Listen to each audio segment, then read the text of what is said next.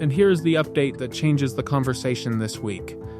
As of July 1st, 2026, Lake Mead is no longer above that line. We have crossed it.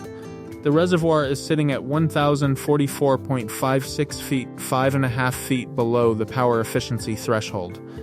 The turbines are not running at full capacity right now. That transition, the engineers do not like to talk about publicly.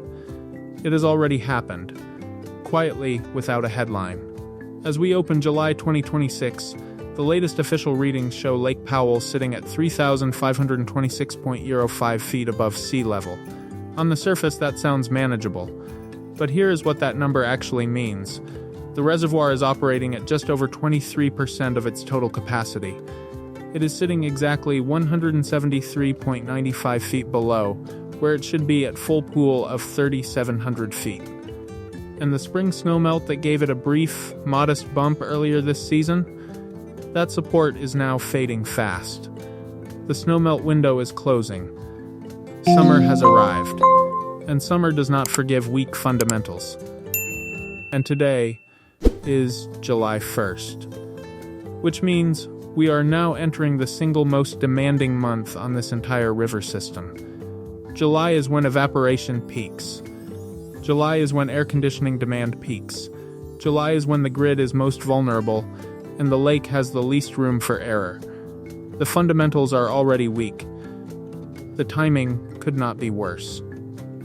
Now here is where it gets genuinely interesting and genuinely concerning. Most water updates compare Lake Powell and Lake Mead as if they are the same kind of problem.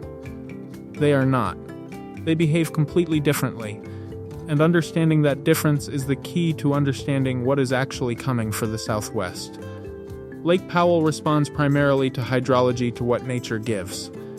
Its levels rise and fall based on snowpack in Colorado and Wyoming, on runoff timing, and on mountain weather patterns. Lake Mead, sitting downstream, responds primarily to demand, to what society takes. Urban growth in Phoenix, air conditioning in Las Vegas, agricultural withdrawals across 3 states. Those are the forces driving Lake Mead. So when you watch these two reservoirs moving in the same direction at the same time, you are not seeing one problem. You are seeing two entirely different stress systems converging on the same river. And right now, both systems are sending warning signals.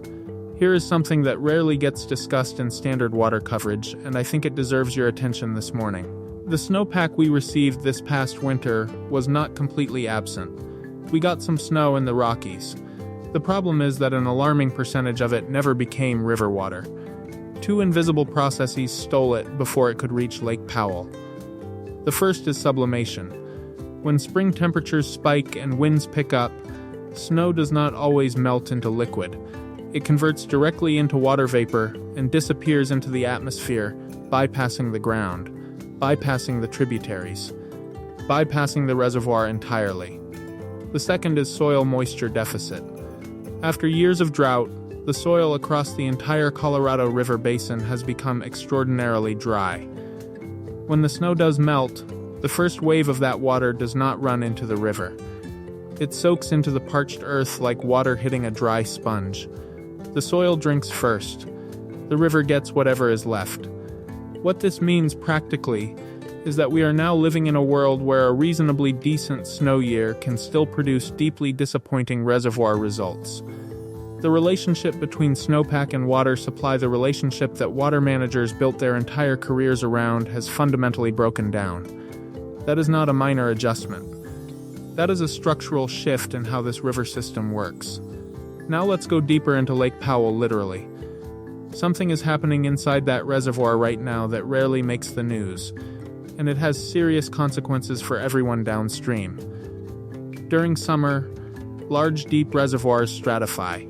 Warm water floats near the surface. Cold, heavy water sinks to the bottom.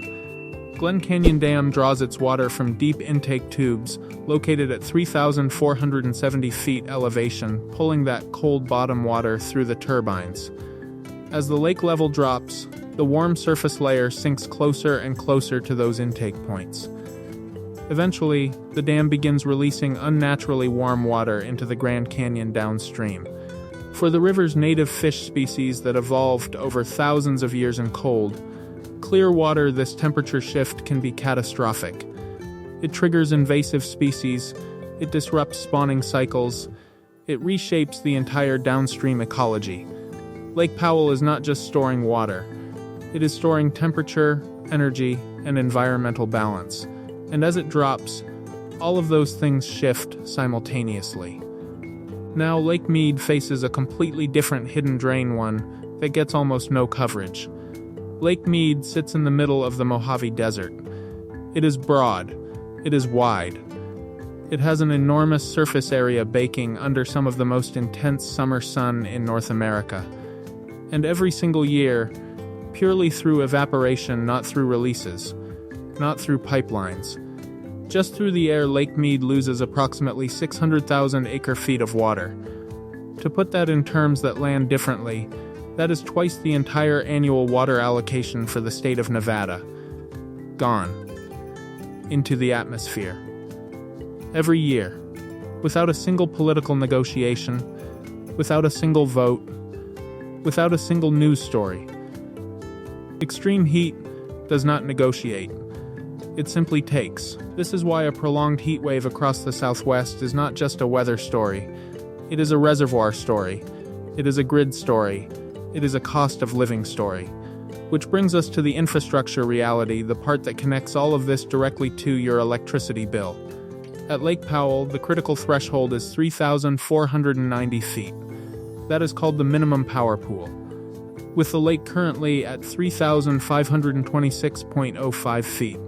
It is sitting just 36 feet above that line. If the lake crosses it, the main turbines at Glen Canyon Dam must shut down. You cannot run turbines that are pulling in air. The equipment destroys itself.